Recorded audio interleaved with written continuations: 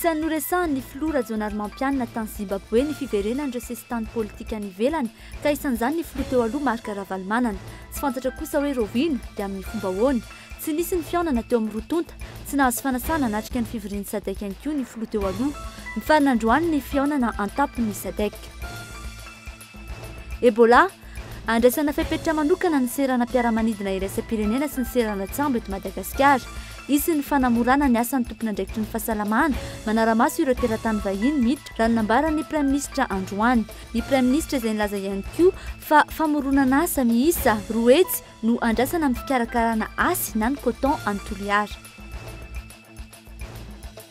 Omby miisa 570 avy any atsimo no nanaovana fampivarotana sandoka ny tanany mpitandro filaminana ao Fianaratsoa ao amin'ny Fourrière ankehitriny. Androany nandany fampiangana azy ireo ny mpanao dabikandro mpivarotra omby ary mitaraina noho ny fahatiantoka teraky ny fitanana ny omby namidy ankoatra ireo efa voarobany dahalo teny an-dalana. Ny taona kely indrindra nanala baccalauréat, 5 taona no nanala ny fanadinana CPE, 7 taona nanala BVC ary 10 taona no izao manala baka izao. Fironana ankehitriny ny fandinganana klasy izay tsy dia ankasitrahan'ny mpanabe maro sy ny mpahay ai-saina. Andro voalohany fanadina-panjakana baccalauréat nizotra am-pilaminana izany. Azo farany niteraka korontana ary Ferguson na Missouri hatramin'ny omaly alina ny fihetsiketsehana fanoherana noho ny nahafatesan'ilay tovolahy mainty-hoditra iray antsoina hoe Michael Brown. Raha nivalin'ny autopsie nataon'ny médecin fédéral, vala miisa 9 no hita tao amin'ny vatan'ity lehilahy ity ka ndroa teo amin'ny lohany. Polisy fotsy hoditra no voaroroy io nitifitra nahafaty azy ary ahina hiteraka ady amin'ny sambo sivily ity raharaha ity. Ny andindinina avy hatrany.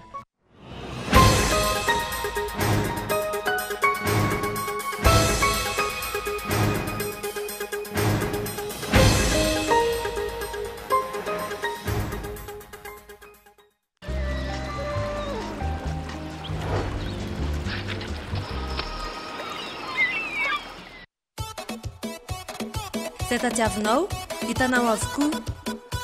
Premier choix, première qualité, TV LED, marque originale, subwoofer, synthétiseur, lecteur, sonorisation. Hitanao any magasin Baolay. Baolay ny tsara trano.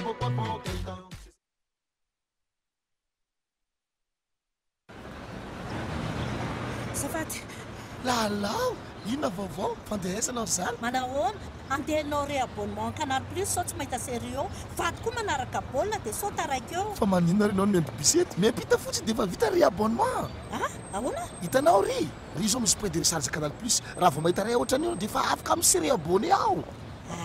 Aiza, zany a? Rehefa mandovoliny amin'ny point de recharge Canal Plus ianao dia alaivony taremarika 410 amin'ny carte ao anatin'ny décodeur anao dia entinao fotsiny ny vola tokony aloha arakaraka ny abonnement anao. Manatona fotsiny point de recharge Canal Plus dia efa vita. Ndao aby. Manomboka izao afaka manatona point de recharge Canal Plus ianao rehefa anao réabonnement Canal Plus.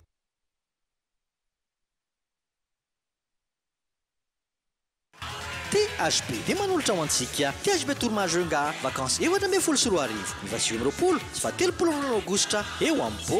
Hitantsika amin'izany isan'andro manomboka amin'ny 10 000 sasany animation podium miaraka amin'ny foyer ary ny tontolo andro kosa fort économique de Boeing. Misoma renconcours misy THB vacances. Misy soratana anarana alefaso ny SMS amin'ny 032 28 085 84 033 76 909 47 034 81 451 19 hatramin'ny 27 août. Voafetra ny toera. Avy eo segoavana miaraka amin'ny Stéphanie sabotsy kosa fampisehoana miaraka amin'ny Liana aran discothèque géante mandra-parain'ny andro miaraka amin'ny DJ Dexta sy DJ Nicky Limano. Naka misy kosa dia efa eo ireo stand THB tsy misy vidim-pidirana.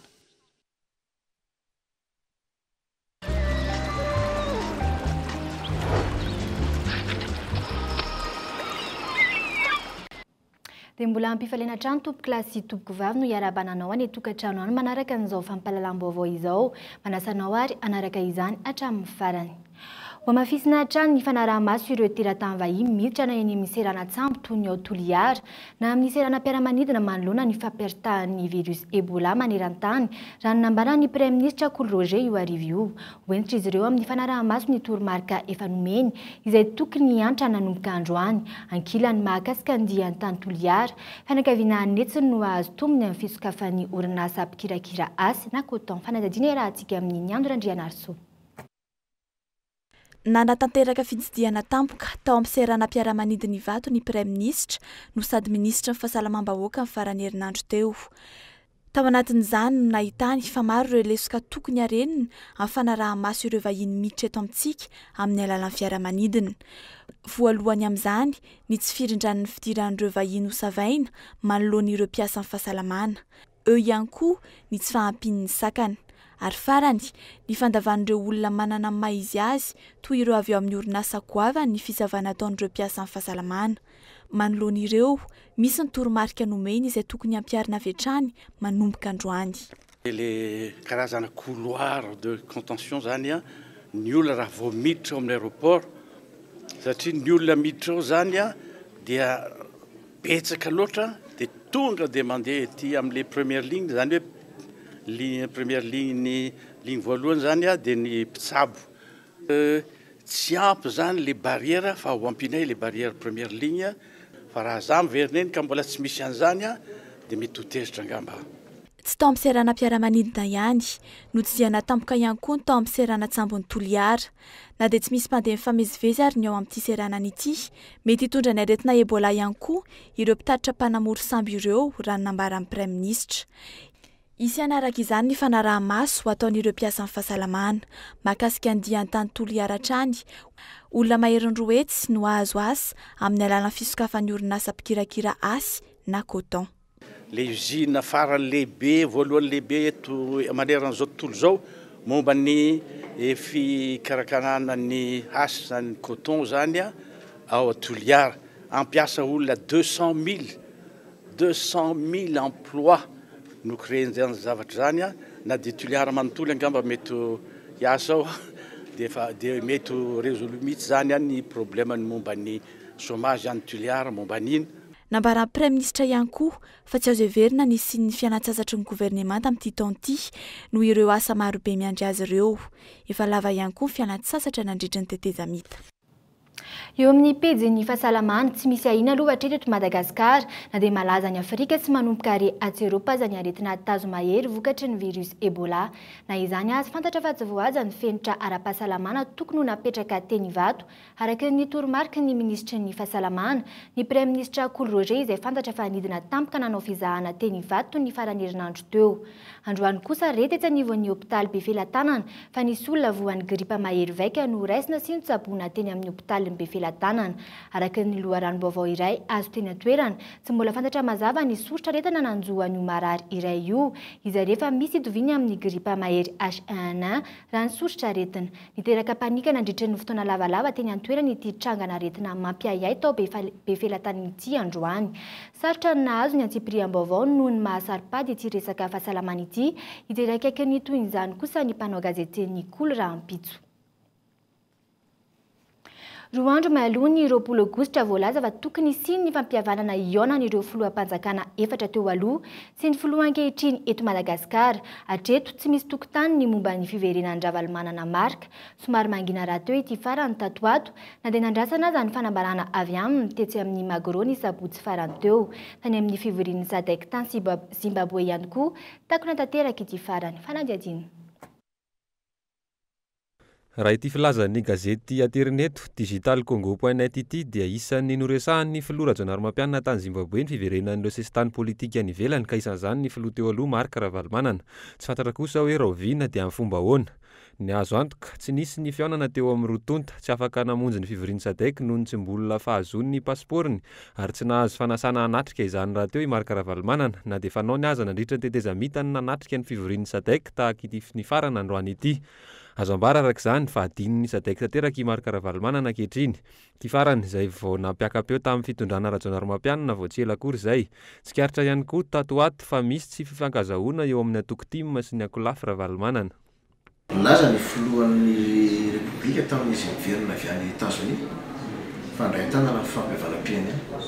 Ny anay anatany dia tsotra fotsiny mila valy telo mazava valy volana teoriana ataontsika ao marina zany resaka fampiavalam-pirenena zany misy sa tsy misy ao zany resaka fampodiana zany misy sa tsy misy ny ankolafina valymanana dia fivoronana toko misy miteza ny MFM tiany dia ireo antoko ireo samy manana ny amitra ao azy samy manana ny tanjona tiany atao samy manana ny zavatra sy ny katsikatsy politika ataony tenany miadidy ny ankolafina valymanana dia miray Andrasana rampitso ny fahatongavan'ny filoham-pirenena eto an-tanindrazana raha tsy misy ny fiovana. Farany androany ity fihaonana atampiny fa 430 ny sadaika ity. Resaka fampandrosoana ny ara-toe-karena sy ny eo amin'ny sehatra ny fahasalamana ny fantatra hatreto fa votoatiny ny fivoriana. Tafiditra ao anatin'izany ny vinanatrarana ny tanjony taona 2007 amin'ny fampandrosoana. Mandringa ireo lalàna ifeny fitsinjaram-pahefana izay mandalo eny Tsimbazaza amin'izao fotoana izao ny teknisianina sy ny mpanao politika sasany. Maro izy ireo no nivoaka tamin'ny fahangina taorian'ny fanehoan-kevitra nataon'ny VPM malagasy miara-miainga mahakasika ireo lalàna ireo ny zoma afarany teo. Azo ambara fa mitovitovy avokoa ny hevitra izy ireo izay maneho fa tsy ahafahana mitsinjo sy mametraka ny fitsinjaram-pahefana tena izy ireo lalàna ireo. Tsy tantaratra izay dingana vaovao raha mitata amin'ny lalàna 007 efatra amby 790 ny feny fitsinjaram-pahefana teto hatramin'izay fanadihadiana. Ilaina faritana tsara ao anatin'ny lalàna vaovao ifeny fitsinjaram-pahefana ny rafitra sy fitaovana ary fahefana ahafahan'ireo vondrom-bahoaka hitsinjaram-pahefana manatanteraka ny asany. Ireo rafitra telo apetraka amin'izao fotoana izao, ny komina, ny faritra ary ny faritany dia ahitana endrika fitsinjaram-pahefana ihany saingy rafitra tsy manana fahefana izy ireo ao anatin'ireo lalàna dinieny ny Tsimbazaza ankehitriny raha ny fahitan'ny teknisianina azy. Anametraka ny lalàna ity zany dia ny tena andrasana aloha dia zay hoe tsy nahafahan'ny komina nateraka ny asany aloha dia misy lafiny lalàna sy rafitra. Faharoa koa misy lafiny fitaovana sy moyen dia le budget. Dia ity lalàna ity ve zany naverina mamaly izay zavatra amin'ny ankapobeny izy dia valina. Satria tsy voazava ao anatin'ilay exposé des motifs na ny antony na nangarana sy ny orientation sahady ny akoatran'ilay filazana fa misy ny province atao collectivité, misy ny région, misy ny commune. Fa le fototra hoe miainga amin'ny teo aloha makaty amin'ny vaovao dia inona ny FDB nidorana n'ity lalàna ity. Io lalàna io aloha dia aza tsoahana zany dia hoe tsy ahafahantsika tena mandeha ny amin'ilay hoe décentralisation effective resahana. Mahita endrika fivoarana ihany ao anatin'io lalàna ifeny fitsinjaram-pahefana io ny solombavam-bahoaka voafito tao Ambositra raha mitany tamin'ny lalàna teo aloha. Saingy mbola ilana ady-hevitra maro ny mahakasika ireo lalàna ireo, indrindra ny anivon'ny vahoaka fa tsy avy hatrany dia asaina laniny ny solombavam-bahoaka avy hatrany. Mbola ady-hevitra maromaro ny tokony atao. Misy zany ao anatin'le volavolana lalàna hita hoe misy mety ao anatiny konefa mbola misy hoe misy mbola tokony ho adiadiana hevitra tsara ary tokony hazavaina tsara amin'ny vahoaka hoe inona ny tena hevitra foto-kevitra hitondrana azy filozofia hitondrana nahatonga le izy nataony io zany fa tsy hoe atsipy fotsiny le izy dia laniny député. Ny tokony anaovana ho lalàna tokana ireo lalàna ifeny fitsinjaram-pahefana sy ny anitsiana ny rinjateny anambara zavatra mazava izay dingana tiana apetraka no nahatonga ny VPM malagasy miara-miainga anolotra volavolam-pantsiana amin'ireo lalàna ifeny fitsinjaram-pahefana dininy amin'ny anteny mera ankehitriny. Volavolam-pantsiana izay efa natolotra ny birao maharitry ny anteny mera pirenena. Dia metraka amin'ny ady-hevitra amin'ny herinandro ambony vola sosikevitra na amendement ny malagasy miara-miainga amin'io projet de loi natolotry ny fanjakana io. Raha ampitso no dinihana sy angatahana fankatoavana amin'ireo solombavam-bahoaka ny lalàna laharana fa 820, 420 sy 2000 amaritra ny fitsinjarana sy ny fitantanana ny vondrom-bahoaka miparitra itsinjaram-pahefana izay ahitana ny andalana mizarana Antananarivo renivohitra ho kaomina enina. Anao ahoana ny andinian'ny komisiona fitsinjaram-pahefana ireo volavolam-pantsiana ireo?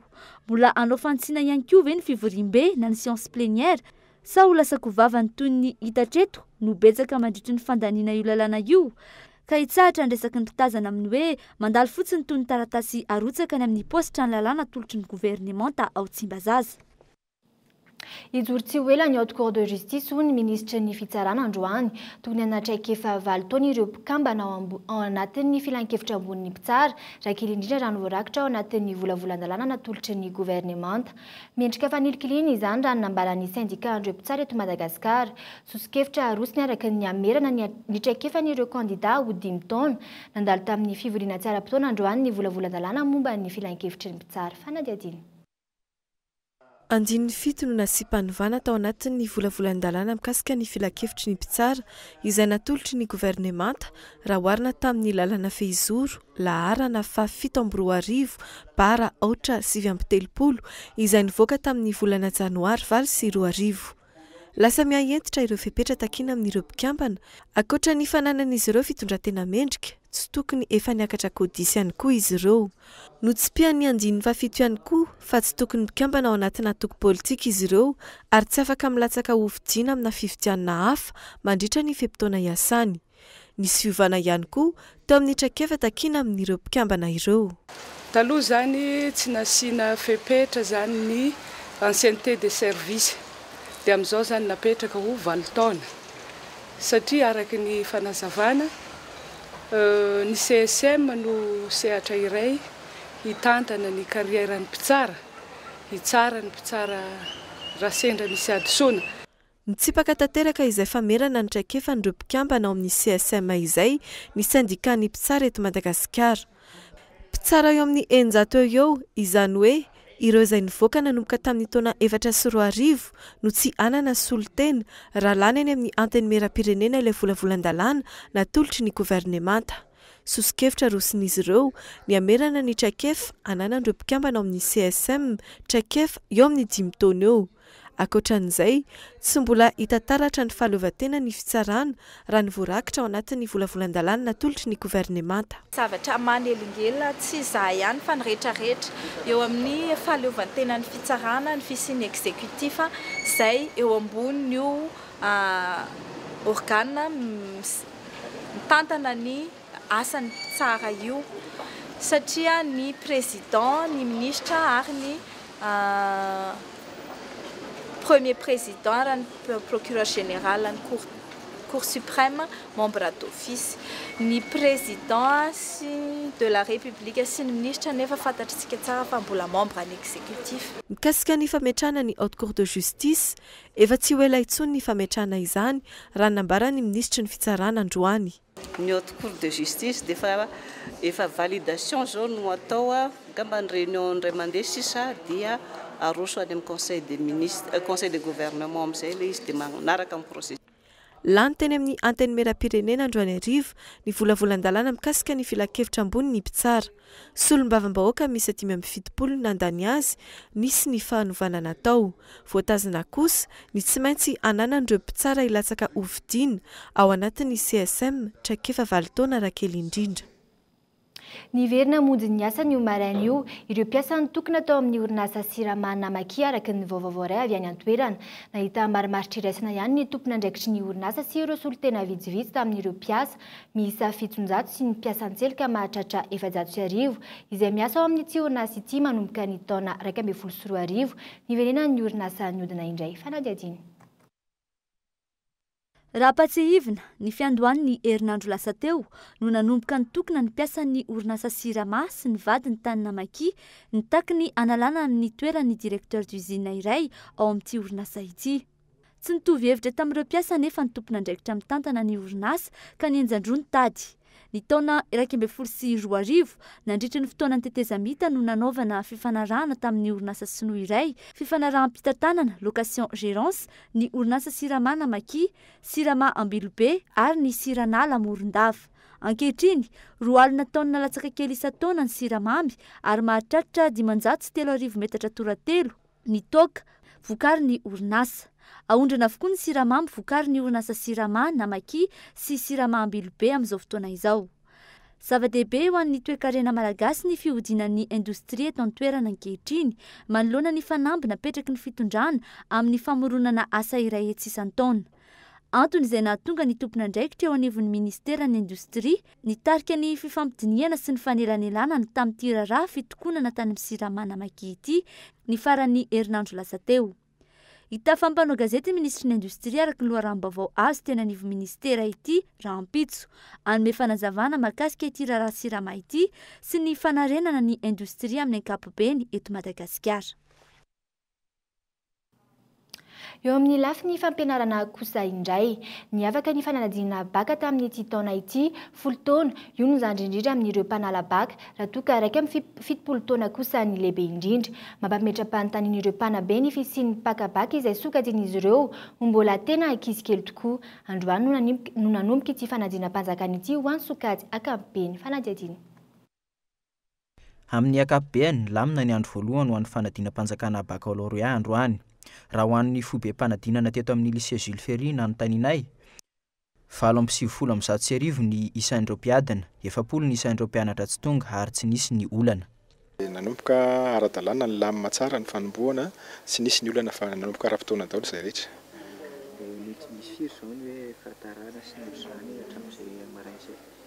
Ny fahatarana dia vitsy saingy mbola manaraka ny lalàna moa zany dia mbola azo ny taolina nampiditra azy dia tsy olana koa momba an'izay. Niakatra 700 ny isan'ny mpanala baka tamin'ity taon'ity raha oharina tamin'ny taon-dasa. Miisa 973 sy 995 hetsy izy ireo raha toa ka 277 sy 904 tamin'ny taon-dasa. Ny hena ihany koa ny salan-taonan'ireo mpanala baka. Raha mahazatra hatramin'izay ny mahita ankizy 13 na 14 taona malala baka. Nisy 10 taona sy 12 taona kosa izy ireo tamin'ity taon'ity. Ity tovavy ity no raha ary mahafaly Riantsonina 10 taona ary manala baka série A2. Za tsy tadidiko nanomboka nianatra. Huitième nanala CP dia 4e koa nanala BBC. 5 ans dia 7 ans. Tsy izy ihany fa mbola misy tovavy kely 12 taona iray hafa koa manala fanadinana ato ary mpirahavavy iray tapo amin'ny Nina. Raha ny fanazavany, ao amin'ny sekolin'ny ray aman-dreniny ihany izy ireo no mianatra. Vao kely izy ireo dia efa nanomboka nianatra. Mampametra-panontaniana ireo mpanabe ny tranga toy izao. Mety tsy ho zakany io ankizy 10 taona io mety hazakany ihany izy 2 taona sy 2 taona. Fa raha haritra ny fianarana iny na oaingana ny fianarana iny dia mety misy zavatra tsy ho zakany ny lohany zany zay fampianarana be dia be ampidirina ao anatin'ny lohany ankizy 10 taona. Isika ray aman-dreny zany mananjanaka mbola kely taona dia tokony anara-maso akaiky ny fivoarany ny fianarana ankizy sy anara-maso azy akaiky eo amin'ny lafiny rehetra momba ny fanabeazana azy. Maneran-tany, misy ny salan-taona mifanaraka amin'ny fianarana tokony ataon'ny tsirairay. Raha ho amin'ny Madagasikara manokana, 9 taona no salan-taona antonony tokony idiran'ny mpianatra any amin'ny fanabeazana fototra araka ny lalàn'ny rafim-pampianarana tamin'ny taona 2012. Saika tsy misy manaraka intsony anefa izany ho an'ny faritra andrenivohitra, maro raha teo ny mitsambikina kilasy. Ho an'ny androany, ny taranja filozofia sy ny tenim-pirenena vahiny no natrehan'ireo mpiadina. Ny taranja matematika kosa no ikatrohan'izy ireo raha ampitso maraina. 770 no notana ny mpitandro ny filaminana ao fianaran-tsoa amin'izao fotoana izao. Antony voalaza fa osika ny taratasy rehetra ny hividianana azy ireo tamin'ny Betsoky sy ny manodidina. Androany anefa nilaza fa tsy tompona andraikitra amin'ny fanaovana osika kosa ireo mpanao adabokandro mpivarotra omby ireo. Nampiantso mpanao gazety izy ireo nanamafy fa taratasy efa noamariny manam-pahefana ireo ny alony nampiasana azy. Namafy kosa ny zandara avy amin'ny fianaran-tsoa fa ny tribonaly no anapaka mikasika izany rehefa mandeha ny fanadihadiana amin'izao fotoana izao fanadihadiana. Atota taratasy isan-karazany toy ny patanty, larana statistika ny boky manokana momba ny omby na fiche individuelle de bovin no nentin'ireto solotena ny mpivarotr'omby ambongadiny avy any atsimo ireto niatrika ny mpanao gazety io atoandro io. Taratasy izay nentin'izy ireo nanamarina fa manara-dalàna izy ireo manao ny asany ary efa 10 taona izao no nanaovany izany. Androany nampahafantarin'izy ireo fa voatana any amin'ny fourrière ny fianaran-tsoa ny ombin'izy ireo miisa 570 sy 700, mbola misy 540 hafa ihany koa voatana ao Ambositra ary 770 ao Ambohimandrosy na Tsirabe. Ka izay zany tsy mahafantatry na ara-dalàna ity na tsy ara-dalàna satria izay any ampividianan'omby voalohan'ny omby niakatra eo asena dia savany gendarme le omby. Savany gendarme le omby dia izay zany sasainy mividy raha tsy voasavany le omby eo asena. Dia rehefa avy izy teo indray dia tsy ara-dalàna indray ty numéro de série ity sy izy ty ambany ity. Ka izay ny hoe chef manceny commandant de compagnie fianarana sy dia misy zavatra hainay sy hainay misy izay zavatra zay fa gnasanay rehefa misy taratasy ny omba anampividianan'omby dia efa mividy zay. Araka ny fanazavan'ireo mpivarotr'omby ireo 770 no niainga tany an-toerana saingy efa lasa nydahalo teny an-dalana ihany koa ny 570 amin'izy ireo. Tsy mandany fisavana azy ireo mpandraharaha ireo saingy miantso kosa ny hijerena ny momba azy ireo noho ny fa tsy antoka teraka izao olana izao. Mba ny amosorana zany ary regny ombinay afianaraso regny mikasiky mitovy am'le any tomobile zany ataosika menga avy eo ny fasan'ny karana satria zahay mpandeha matetika hitanay zany misy fisavana eo ka rehefa mba efa vita sava eo zany le tomobile dia mahazo mandeha izy ka tokony zany hoe ame lafiny hoe fanasarana anjana asanay zany dia sy mampanino anay raha ohatra fa avy any potony zany ametrahana an'izany zavatra zany. Raha nanontaniana mikasika ity raharatsy ny mpitandro ny filaminana ao Fianaratsoa dia nanamafy ny mahaosika ireo atota taratasy nampiasaina tamin'ny fifampivarotana. Amin'ny anay fantatry dia hoe aveza le taratasy izay namarinonay. Ny tena marina anontany zareo fa zareo ara nefa mahafantatra fa osika hoe fatana zany ny osika sy ny tsy osika amin'ireo fatana. Mitetina hatramin'ny 7 sy 3 alina sy 10 ariary isan'andro kosa ny vola aloha amin'ireo omby ireo any amin'ny fourrière. Mikasika ny vola lany amin'ny fampiakarana ireo omby ireo eto an-drenivohitra miampy hatramin'ny 10 tapitrisa ariary eo ny maso-karena noho ny fanakaramana mpandroaka sy mpitandro ny filaminana iambina ny omby eny amin'ny lalana ary 9 ariary ny vidin'ny omby iray izany hoe 3.20 miliara ariary anoany ny tombam-bidiny maso-karena n'ireo omby voatazona fourrière ireo. Tsy mahomby ny opération Coudarena ataon'ny mpitandro ny filaminana tany Atsemo hoy ny mpikamana teo anivon'ny kongresin'ny tetezamita teo aloha Maka Alphonse. Anton'izany maro ny fitarainana fa misy ny fioram-pefy ataon'ny mpitandro ny filaminana sasany eo amin'ny tsy fanavahana ny olon-tsotra sy ny dahalo.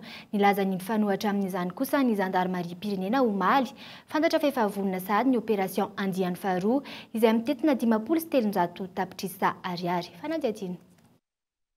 Komandin'ny brigady iray sy zandary iray no maty tany Atsimo tamin'ny herinandro lasiny noho ny fanafihan-jolay mahery vaika. Atao hoe Celestin sy Revato eo ny tena nitifitra ny commandant brigady. Araka ny loharano vaovao hafa mivadika ho valifaty mahery vaika ny fialan'ny mpitandro ny filaminana any Atsimo tao anatin'ilay opération Coudaré. Herinandro zay fanafihana nataon'ny dahalo misa amanjatony indroa miantaona no nitranga tao Besako vao omaly alahady nisy fanafihana tao Beteny izay mbola ao amin'ny distrikina Amboasary any. Tsy mahavaola ny opération tanterahany mpitandro ny filaminana io raha ny fananjavan'ny tompona ndraiky mpanjakana ambony teo aloha avy any Antoerana. Amanjatony ireo antota taratasy fitarainana voarain'ity tompona ndraikitra ity momba ny fahafatesana olona tsy manatsiny. Mitaraina ireo olona ireo fa misy olona tsy manatsiny ohatrany hoe voakasika tamin'iny zavatra. Tony zao dia anisany hoe misy doléance ny olona zao tonga eto amin'ity amin'ny tena aty mikasika an'izay fitarainana zay mikasika an'ilay olona mikasika an'izay fa zaho fantatro na marina eo na diso fa ny tokony atao zany dia tokony hanokatra enquête satria raha mitombona ny zavatra ohatrany tony manamaloka endrika ny gendarmerie pirenena. Tsisy hanatombo amin'izay nefa na ny gendarmerie pirenena na ny firenena na ny olona tsotra fa ny tadiavintsika dia mba zandary manana ny lazany tsara laza eo anatin'ny fiarahamonina. Raha tsy ahivina teo aloha ny opération tandroka izay nanomboka tamin'ny tetezamita izao indray atomboka ny andiany faharoa amin'ny opération Coudaré ny zava-misy anefa mitombo hatrany ny fitaovam-piadiana eo am-pilatanany ny dahalo. Manamarina izany ny fivandonana teo amin'ny zandary sy ny dahalo tao amin'ny kommuneny Mahaly distrikina Amboasary Atsimo. Dahalo mahery ny zato nitondra Kalaknikov 2 sy Mas 36 iray ary pasimborona maromaro no indray nangalatra omby mahery ny 300. Amiko dia tokony ho raisina ho ady ho an'ny firenena raha hampanjakana mihitsy affaire d'état izy io ty lesaka alatromby ty fa ohatrany hoe tsy dia ohatrany maivamaivana zany nanaovana azy ary ny tena loza dia ty fa teneniko matetika fa raha ohatra le Coudaré ataontsika any ivelany any surtana nefa ny mpanadio omby halatra avela am'izao ny mpamono omby halatra avela am'izao ny patron omby avela am'izao dia ohatrany hoe mandeha ila le ino moa izy ty le opération ataontsika ka any zany tokony atao anjara io cellule io no mijery an'izay zava-paikady fanaovana andriganan'io fa zao dia miteny aminao fa misy tafiditra amin'io nge ny mpitandro filaminana, misy tafiditra amin'io ny délégué mpanjakana, misy tafiditra amin'io ny olom-boafidy ny maire sy ny sisa. Hetsakilan'izay nefa miroso amin'ny heviny hatrany ny gendarmerie-pirenena sy ny fitondram-panjakana amin'ity opération coup d'arrêt ity. Taty aminay zany ny étude de faisabilité zany efa vita. Ny trano ny olona firy hipetraka firy volana dia mandeha rotation. Hiditra amin'ny opération fahatelo tao anatin'ny 3 taona zany zao ny ady amin'ny asan-dahalo tombanana ho 503 tapitrisa ariary ny vola ilaina ao anatin'ny ray volana raha ny zava-misy faranteo. Tsy maharesy lahatra ny rehetra nefa ny mahavaolana maharitra izany. Tsy mbola mazava ihany koa ankehitriny ny lalàna momba ny tianam-piarahamonina samihafa izay veriny maro fa tokony hojerena akaiky ifampifehezany samy any ambany-ravinkazo amin'ny olana tahaka izao. Moleo amin'izay lafin'ny fandriam-pahaleman'izay hatrany efa poluision zola tratra tao anatin'ny iray volana sy tapany tao amin'ny commune Ambomangakely tao anatin'ny fokotany Ikanja Soamanandrarany Ambomahitsy ary teny amin'ny manantena société Père Pedro ireto folo tratra faran'ny gendarmerie perenne ireto kosa teo anatin'ny bande de 15 izay tratra tamin'ny volana febroary lasa teo ny fanafiana miaraka amin'ny fanolanana amin'ny renim-pianakaviana sy ny tovovavy ao amin'ny trano izay tafiany no mampiavaka ireto andianjola ireto ary ny aiky ny eloka nataony izy ireo antsilavalela, baraminina, matraka ary ny barapinsa no fitaovana entin'izy ireo amin'izany ary ny namany izay tratra ny zandary no nanory ny ambiny ampahany amin'ireo entana alatra sisa no tratra tany amin'izy ireo tamin'ny fizavana nataon'ny tranon'izy ireo isan'ny nanjavona ny vola 7 tapitrisa ariary telo kosa ny mbola karohany izay naman'izy ireto fanampanazavana.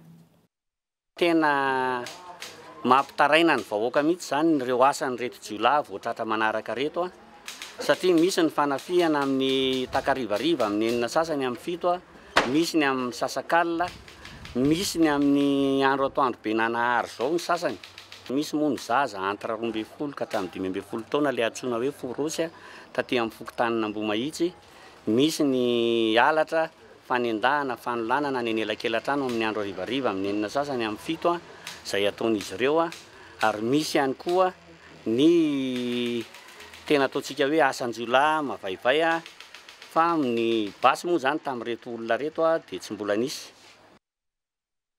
Eo amin'ny lafiny sosialy ny fiahina ny mpianatra indray no hitara ny fiahina ara-tsosialy izay ataon'ny fitondram-panjakana amin'izao fotoan'izao miaraka amin'ny FID. Fianakaviana maro no afaka ampiana-janaka manomboka ny volana septambra ho avy izao.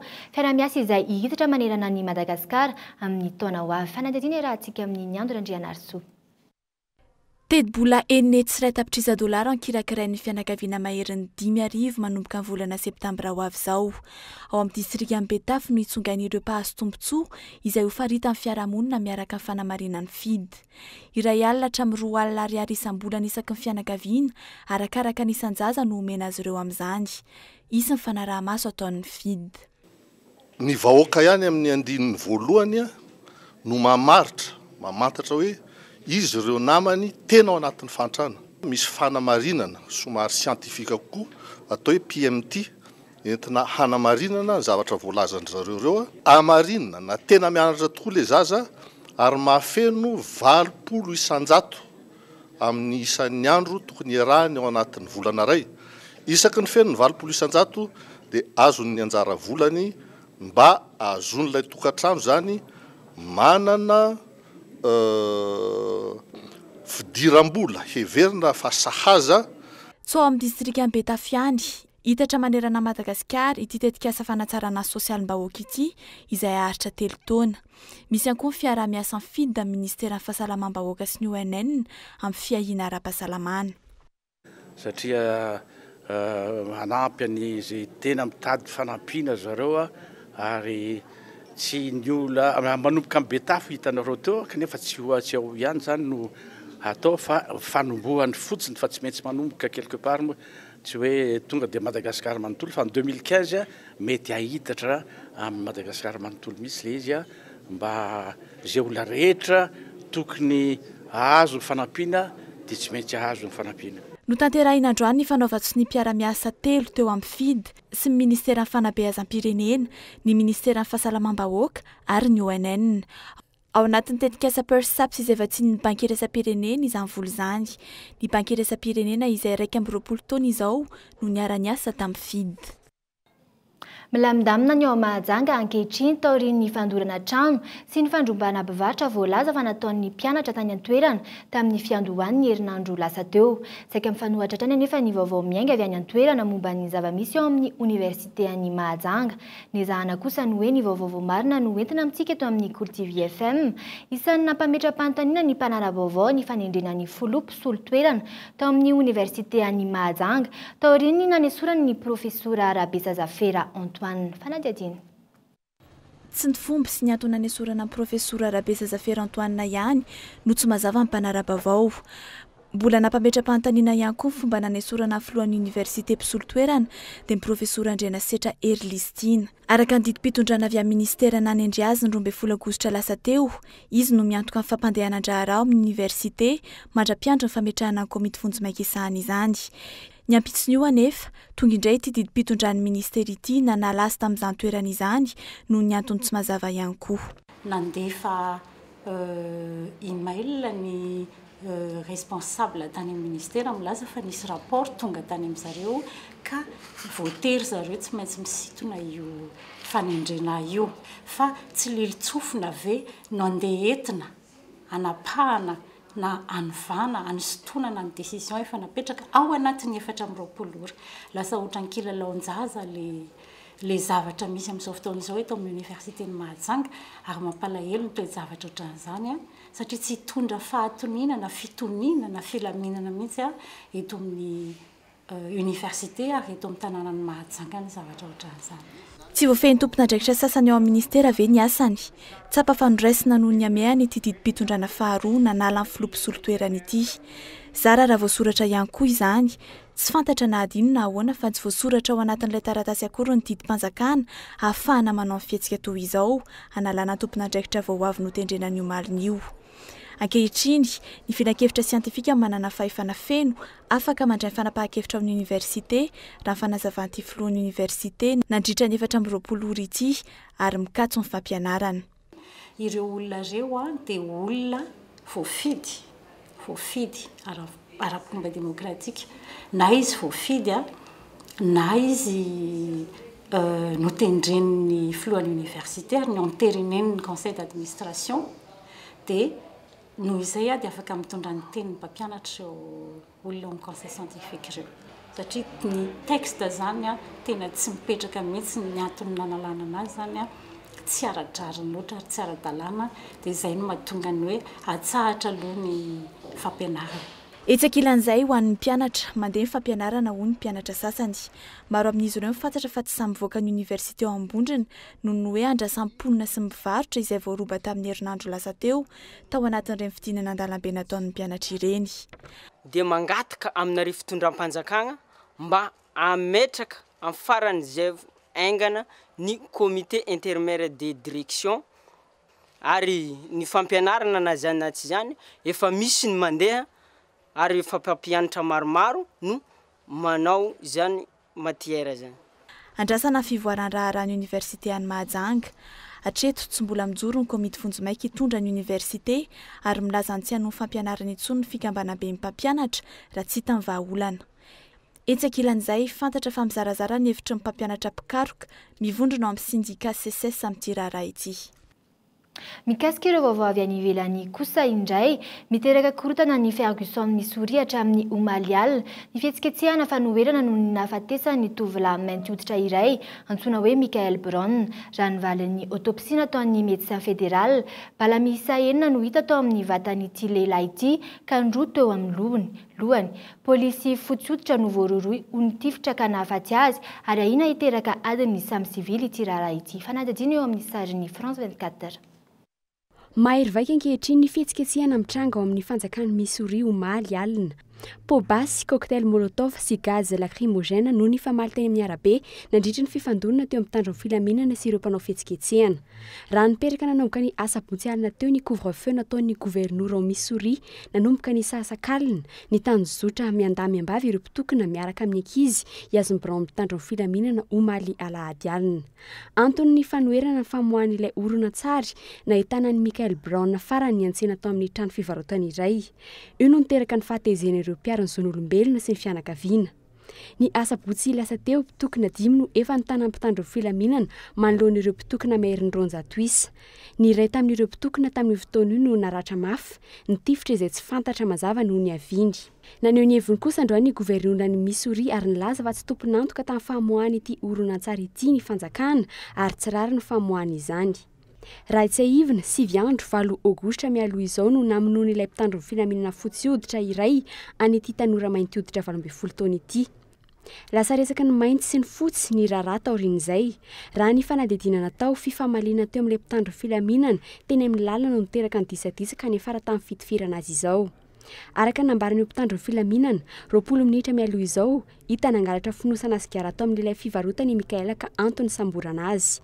Raha ny fampitam-baovao navoakan'ny New York Times, io marain'io bala roa no hita teo amin'ny lohany, 4 teo amin'ny tanany. Isan'ny bala hita teny amin'ny vatany io izay ilazan'ny fianakaviana fa fanahiniana no namonoana ity tanora ity. Omaly, nanokana fitaoam-pahatsiarovana manokana Michael Brown ho fangataham-pitahina no karakarain'ny fianakaviana sady fitakiana ny fampiarana fitsarana marina momba n'ity raharaha ity. Vaovao mahafinaritra sy fifaliana kosa no amaranantsika fiarahana amin'ity arivo ity. Ny fanaiky teo anatrehan'ny fanjakana sy teo anatrehan'Andriamanitra tefy sy ny ka ny sabotsy farany teo. Tao amin'ny komina Ampitatafika no nanantanterahana ny fanamasinana ny fanambadian'izy ireo izay no hamasinana tao amin'ny fiangonan'ny Folo Alindà tao Ampahibé ary no faranana tamin'ny fiara mifaly teny amin'ny espace fanomezana Ankadikely Lafy. Samy eo amin'ny tontolon'ny serasera izy mivady ireto no miasa. Inika tompony andraikitra arabatra tao amin'ny Cool TV FM. Tevy kosa teknisiana ao amin'ny onjapera vavy iray eto Andrenivohitra. Totosa soa aman-tsara ny raharaham-panambadian'izy ireo. Ary mbola mamerina ny fiarabana azy mivadiny sy ny zanandroa ny ekipan'ny Cool TV iray manontolo. Dia izany ihany koa no entina mamarana ny fampahalalam-baovao amin'ity arivo ity amin'ny valora sasany no anarahanao ny fampahalalam-baovao amin'ny teny frantsay. Ny tenako kosa manome fotoananao amin'ny manaraka indray. Veloma tompoko.